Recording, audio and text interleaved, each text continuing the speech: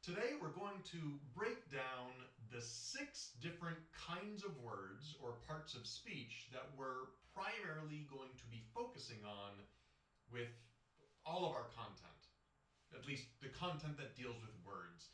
And anytime I'm going to be introducing concepts about kinds of words or types of words, it's probably going to be one of these 6. Now, we recognize 7 different kinds of words, but one of them really has no place within sentences. And I'm sure we'll eventually do a video on that last kind of word, and I'll tell you what it is as I introduce the kinds of words we're going to be dealing with today. But that final kind of word, once I kind of explain it to you and you understand its usage and why it's used, you'll probably understand why it is we're not going to deal too much with it. But let's first break down the 6 different kinds of words very generally, just simple concepts and ideas, because this is really what we're going to be going in depth in with a lot of our future video content. And there's a lot that we can break down looking at just these 6 different kinds of words. So the first one, the most important one in my opinion, is a noun. A noun is a person, place, thing, or idea, and anything that can be talked about, any subject that you want to convey to someone else, has to have some noun wrapped up within that idea. Anything you're talking about, the thing that you're talking about, whatever that idea is, has to have some kind of a noun form. Otherwise, you'd have nothing to say. You're always talking about something, someone, somewhere, or the like. And that's always going to be represented by some kind of a noun form of a word, somewhere, somehow. The second kind of word is a verb. Verbs are right there with nouns as being among the most important kinds of words. The two of them together are generally necessary in order to create any full thought, any sentence. You need a subject noun, and you need that subject noun to be doing or being something. And that's the verb. Verbs are also important because verbs give us the time of the concept within the sentence. So within the tense of the verb, the time of when the thing is or was or did is all there. And that's why verbs are, again, really important concepts, really important ideas when it comes to sentences, sentence structure. We're going to be going through and looking at all the different verb tenses and all the different kinds of verbs in future videos.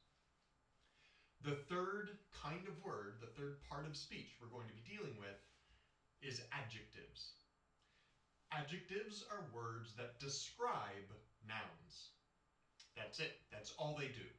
So if you want to give a clearer picture of the person, place, thing, or idea that we're talking about, we would use adjectives to refine or get more and more specific information about whatever it is the noun is.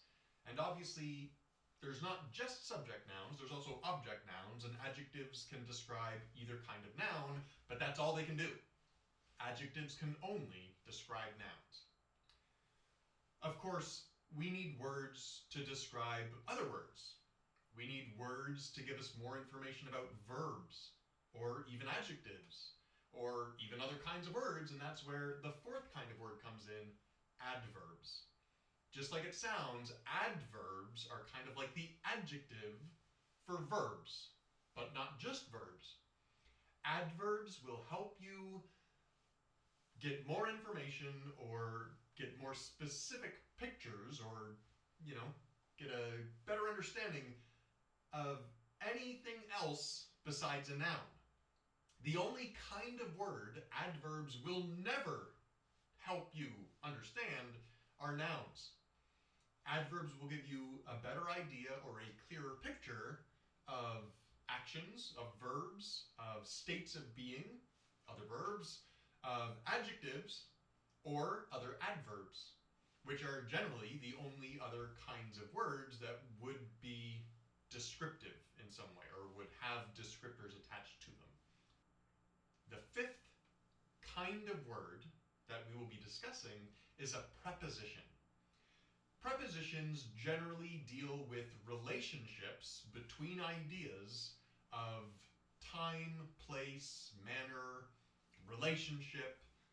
We'll get down and break down all the specifics and give examples in the future video on prepositions, but that's essentially the job of the prepositions. And prepositions are never alone. Prepositions are always with some other kind of word. We can have prepositions paired with verbs, generally after the verb, and we can get phrasal verbs or verbs that get a different meaning than the verb by itself. Or more commonly, prepositions will be paired with nouns, which will give us some sort of a prepositional phrase. There are other ways in which prepositions might be used in sentences that are a little stronger, harder to kind of separate out from ideas, but again, we'll get into those examples as we deal with that specific kind of word, prepositions, later on.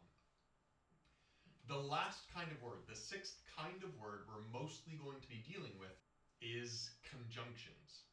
So conjunctions are other joining kinds of words that link together ideas or clauses or phrases in order to connect them with some sort of logical relationship. So again, we'll get into specifics later on, but those are the six kinds of words we're generally going to be dealing with in Foster English. Nouns, verbs, adjectives, adverbs, prepositions, and conjunctions. So some of you might be asking, well, what about pronouns?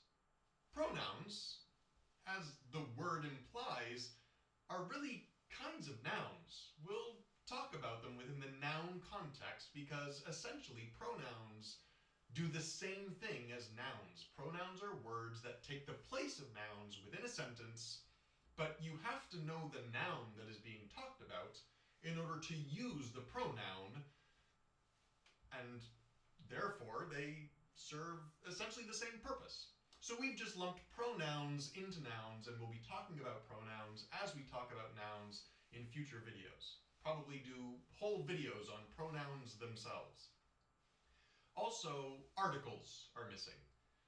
But if you really think about it, if you know what articles are, a and the, they're little words that are always paired with nouns, and they give, granted, a very specific, mild, sort of general description of nouns. They're really just specific kinds of adjectives. They give limited information, but important information, and they're very common. They're almost necessary in most sentences, but really, they're just adjectives.